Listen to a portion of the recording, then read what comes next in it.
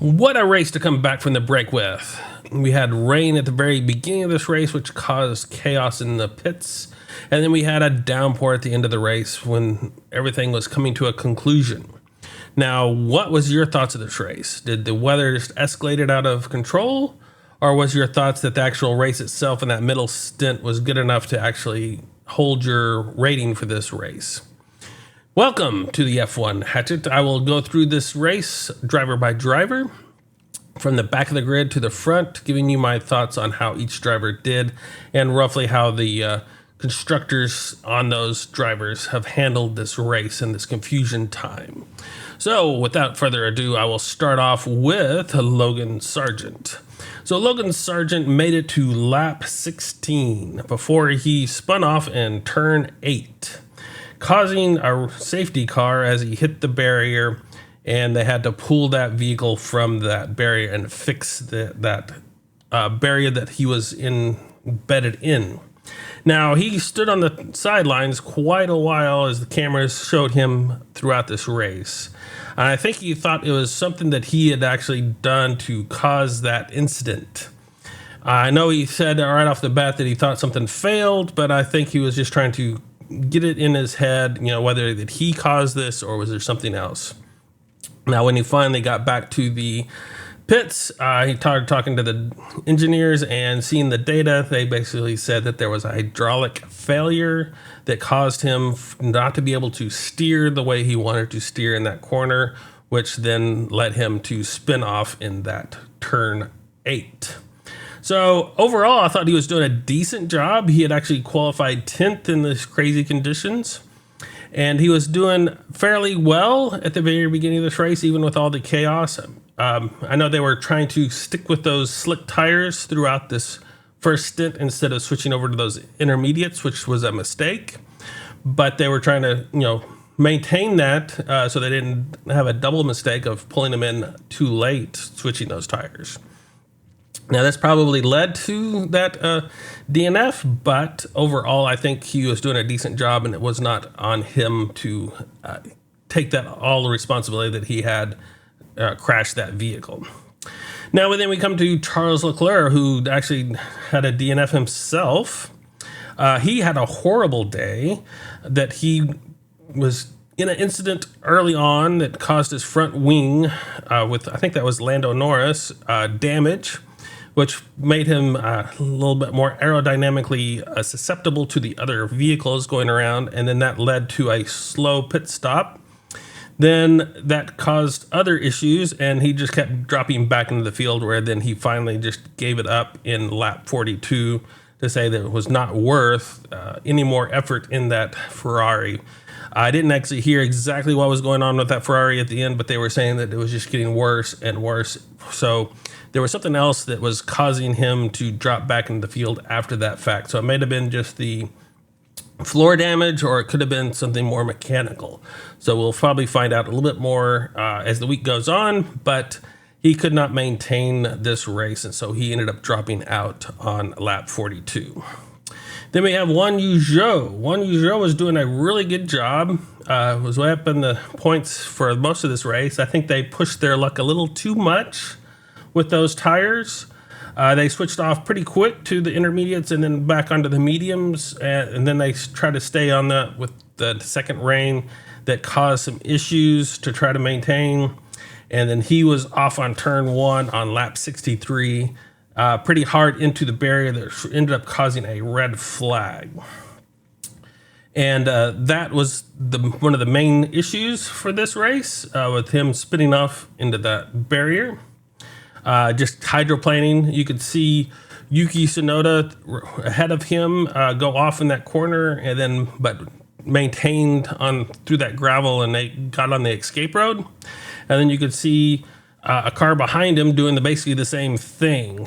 So it wasn't necessarily his fault for hydroplaning into that corner too fast. Maybe just a tad, but the rain conditions were pretty heavy at that point, and so that caused some issues that they probably should have pulled a safety car or something to that effect before that happened. So it's a shame for Juan Yu Zhou to drop back out of the field.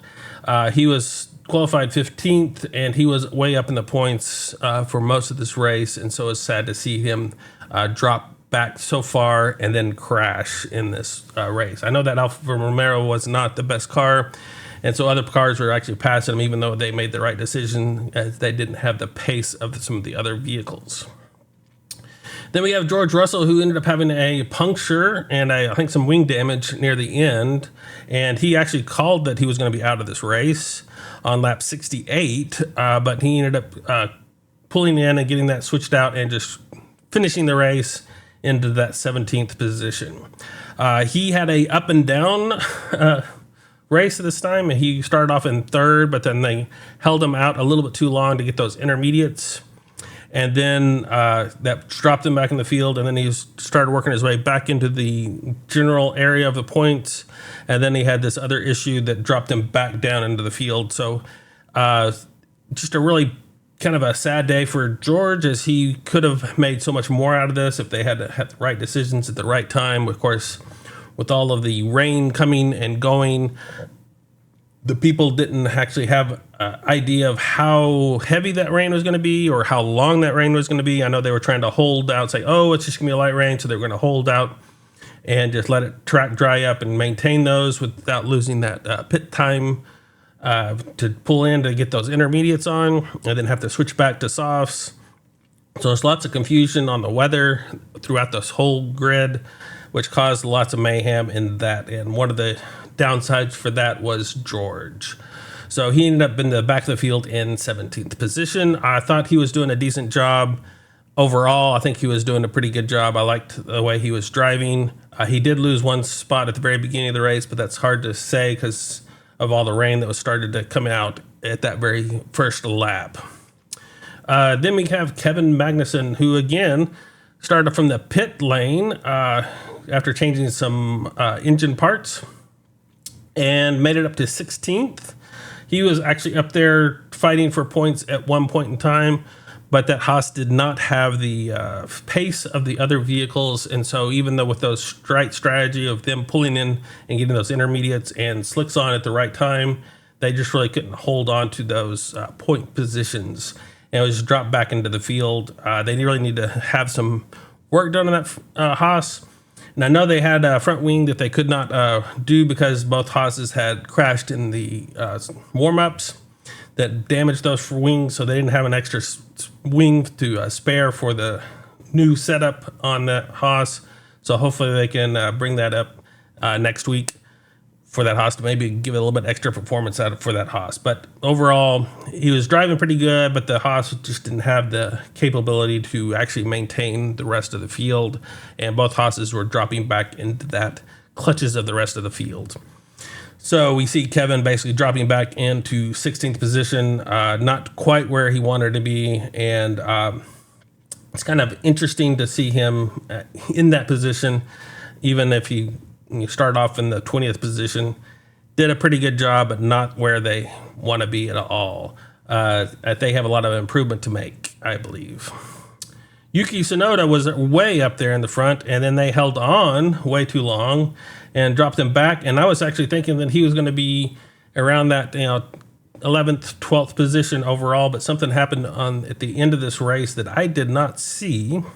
And I didn't see any other people that caught that when on my views to figure out why he dropped back so far. Because he was ahead of Liam Lawson, but not a whole lot, but he was ahead of him at the end of this first stint, and that red flag came out. So I don't know why he dropped back in that second end of the session for that after that red flag. But he ended up dropping back into that 15th position. So he did qualify 17th, so that's actually a little bit of positive there, but he was way up and could have had some decent points. So I'm not sure what happened to that AlphaTauri. If he made a mistake in that last stint to drop him back. It was pretty good to see Liam Lawson, though, doing a decent job. It was kind of hard for him to be thrown into that battle with all those conditions and everything, just thrown in with one practice session in that AlphaTauri. Liam Lawson ended up in 13th position, whereas he's qualified 19th, which is not a surprise since he was brand new to that AlphaTauri in these weird conditions that he was thrown in. Now, between them, we have Valtteri Bottas, who's ended up in 14th, who qualified in 18th. He gained a lot of positions at the very beginning of the race, but then lost a lot of positions at the beginning of the race as well because of the pit strategy that they had that Alfa Romero on, where I think they kept him out way too long on those soft tires, so he dropped back into the field and then switched him over to mediums for a big long stint before they switched him back to softs. So that strategy really didn't work for the Alfa Romeros, and of course the Alfa Romeros were not the highlight in the performance area as the other cars are either. So like the Haas's, were up there in the areas, but then they were just dropping back in the field through attrition because the other drivers could actually just overtake them in that middle stint. So those Alfa Romeros just kind of dropped back as well. And so it wasn't a very good day for Valtteri. His teammate was ahead of him most of this race and only got ahead of him because of Juan Zhou's crash. So not a good race for Valtteri that I thought.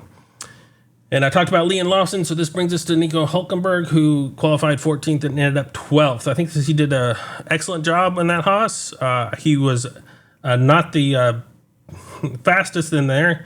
He did gain one spot at the very beginning of the race and just kind of stood out. I mean, he was one of the ones that actually went from the softs and to mediums and didn't actually ever get onto the intermediates at the beginning. So he got pushed back in that field and then had to come back through the field later. And so I think he did actually a decent job in that Haas, as they weren't the fastest in that Haas at all. So a really good drive for him, even though it doesn't look that way on the books, as he was outside the points. Then we have Lance Stroll, who qualified 11th and ended up 11th. I'm kind of disappointed in Lance, as his teammate was second and looked like he could have one point. It actually had a little bit of pressure on the leader of the race, and I think he's kind of holding back that Aston Martin team. I think he's a decent driver, but he's not the great driver that they need to have in that Aston Martin to really develop that all the way through. So, but I don't think we're going to get rid of Lance since his dad owns the team, so that's kind of a hard stickler point, and I think he's going to have to be just try to work out his struggles and kind of work through. Hopefully his teammate can teach him a few things and get him back closer to the points so they can actually put pressure on the Mercedes and the Ferraris. This leads us to the top 10. So we have Esteban Ocon, who qualified 16th and ended up in 10th, gaining that first and last point for the grid. And I think he did a really good job, even though I didn't see a whole lot from him. I saw that he did pass Bottas for 11th. I think it was around the 30 laps area. And I think he was doing a fairly decent job in this run. I know he really hated when they put him on those full wets at the very end. And I think that was just basically because he was going to be slower than the rest of the cars, even though the rest of the field had to come in and pit for those full wet tires. But we got lucky because of the red flag that was caused by Juan Zhou running off that gave them that change that they had to come into the pits for anyway. Maybe that was part of the plan in the sense that I heard some of the commentary saying, why go into pits when they know that they're going to either throw a safety car or something else out there because it was just too poor conditions for visibility and whatnot, so that they would be able to get on the intermediates anyway or be changed over to the full wets if they kept them out there. So I think that was his concern, I guess. He ended up still making it into the point, so he was probably just disappointed that he wasn't quite as up there with his teammate who made it all the way up to third overall. So I think he was trying to fight a little bit more for those points, and so he was disappointed in that decision. But overall, a decent run for Esteban, making it up into those points for that Alpine, especially with all the changes in that team that have occurred over the last several weeks. Putting turmoil within the team itself does not help the driver's confidence in these situations. So a good job for him. And then we have the first of the McLarens, Oscar Piastri, who qualified 8th and ended up in 9th. He did pass Juan Zhou on lap 32 for that 11th position. And then it was kind of working back and forth. Again, the McLarens were thinking that it was going to be a lighter rain and it was going to dry out faster than it did. And so they were kind of keeping those McLarens out longer than they should have before switching those to those intermediate tires, which caused them to drop back into the field. And then they couldn't really gain those positions back in that situation. So it put a lot of pressure on them. And then I think they did some good things and had some good results, especially in the qualifying sections. But in the race itself, I think they needed a little bit of help in that strategy. And there was one of the few that actually had them wrong on the strategy. So making them fall back farther than where they should have been due to the qualifying position that they were in. Alex Albon was another one of those that was in that position. He qualified fourth, which is excellent for that Williams. And he was early pushing that Williams forward. I know that Williams was not expecting this race to be anywhere close to where it was. I said that the conditions that this track generally is with the slow corners and the weather and everything, that they weren't not going to be well prepared for this, and that Williams was not going to perform well. And yet he qualified fourth and ended up in eighth. They did get the pit strategy wrong, and so that pushed him back in the field, and so he really couldn't keep that fourth or fight for that fourth position at all. So the team got it wrong, but Alex Albon did an amazing job with that Williams in the conditions that he was in to keep it in the points and make that second time he got more points for the Williams team, which is always good to see. Then we come to Lando Norris. Again, I think he did a phenomenal job in the conditions and the spot that McLaren put him in. He, qualified second just behind Max in those weird conditions for qualifying, but then McLaren messed up in the strategy for today with the conditions at the beginning of the race and then later at the end of the race, and really couldn't compete to push them forward into those spots that they were in for the qualifying. I think he was doing a pretty good job keeping that McLaren on the track with those weird conditions, trying to push those actual race tires, those soft tires, in that first stint of the rain, thinking that the rain was going to quit and the track was going to dry up. And he was basically coming in over the radios telling the team, no, I don't think this track is going to dry up anytime soon. We really need to pit now for those intermediates. And so that gave him a lot of confidence for that team to be pushed forward. So that's good for Lando. I think he was really a good job, even though it doesn't quite show from where he qualified. The team had messed up a little bit, and that caused him some positions in this race. So there's some stuff that they need to go back and learn. But overall, I think Lando himself did a good job in this race. Now we have Lewis Hamilton, who qualified 13th, which is way back in the grid for that Mercedes, and made his way all the way up to 6th. He was not feeling that great at the beginning of this race, saying, something went wrong. My setup was different than George's, and it just didn't work out in the qualifying session. But he ended up doing a really good job just maintaining that pace, fighting when he needed to fight, and just holding when he needed to hold, getting those pits to the most part correct, switching from those softs to intermediates back to softs to mediums. Did a really good job keeping those positions, even though it was being held up a little bit by Juan Zhou and some other folks going around this track. But he did a really good job, I think, overall. And I think his attitude in his interview after the race was showing that, saying that he thought his Mercedes was actually on par with Red Bull on a few sections.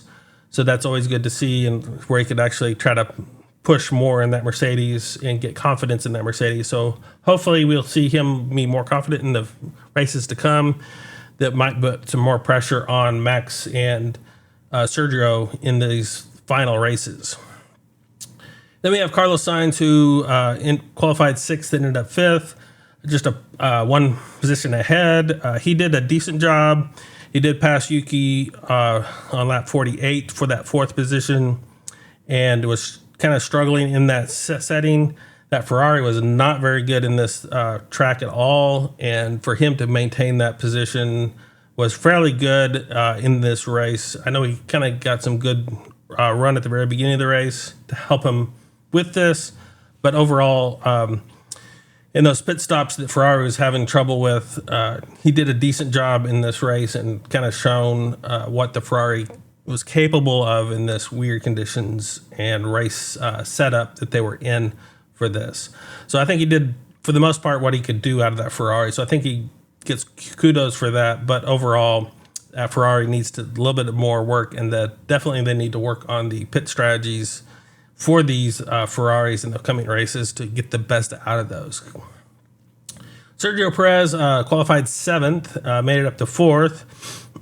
He actually made it into first when Max Verstappen went a little bit long on that first stint before going to the intermediates and taking over that spot, but was very quickly overtaken by Max later when he had to come in and pit when he's switching those tires again back to the soft tires. So overall, he did a fairly good job. He did actually hit the pit wall on the incoming to try to switch over to those full wets, which then caused him to speed in the pit lane, which gave him the 5-second penalty, which pushed him back to that 4th position behind Pierre Gasly. So that was a mistake on his part, even though it was weird conditions in this. I think he did a decent job. He's definitely not on par with Max. I'm not sure who could be on par with Max in that Red Bull. That's the question, I guess, that people have to ask is, can there be another driver that's closer to Max that would get the most out of that Red Bull alongside of Max, or are everybody else just that far behind Max in that Red Bull that he has in these this year in this race conditions? Because he seems to be able to pull out anything that he wants to do in these Red Bulls.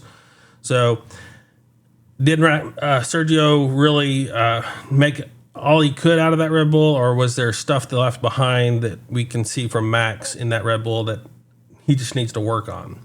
That's the big question, because he did drop back, and you would think that he should be in that 2nd position fairly easily if you're just looking at Max's pace.